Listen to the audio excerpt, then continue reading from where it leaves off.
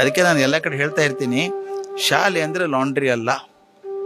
ಲಾಂಡ್ರಿಗೆ ಏನು ಮಾಡ್ತೀನಿ, ಕೊಳಕ್ಕೆ ಬಟ್ಟೆ ಹಾಕ್ತೀನಿ, ಅವ್ನು ಒಗೆದು ಐರನ್ ಮಾಡಿ ತಂದು ಕೊಡ್ತಾನೆ.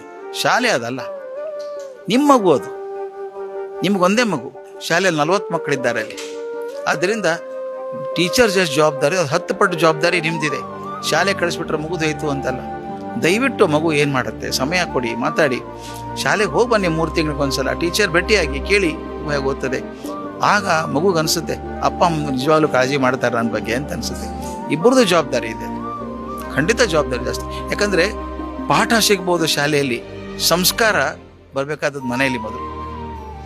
ಒಂದು ಸಂದೇಶ ಇಷ್ಟೇ, ಮಗು ನಿಮ್ಮ ಮಗು ಅಲ್ಲ, ಅದು ಪ್ರಪಂಚದ ಮಗು. ನಾಳೆ ಪ್ರಪಂಚದ ನಾಯಕತ್ವ ತಗೊಳ್ಳುವಂಥ ಮಗು. ಆ ನಾಯಕತ್ವ ಆಗುವಂಥ ಗುಣಗಳನ್ನು ಕೊಡಬೇಕಾದ್ರೆ ತಂದೆ, ತಾಯಿ, ಶಿಕ್ಷಕ, ಸಂಸ್ಥೆಗಳು ಕೂಡ ಎಲ್ಲವೂ ಸೇರಿ ಮಾಡಿದಾಗ ಮಾತ್ರ ಆ ಮಗುವಿನ ನಾಯಕತ್ವ ಗುಣವನ್ನು ಹಾಕ್ಬೋದು. ನಾಳೆ ನಾವು ಸಂತೋಷವಾಗಿರ್ಬೋದು. If India has to be a beautiful country in 2050, all of us have to work together for the same cause ಅಂದ್ರೆ ಮಾತ್ರ.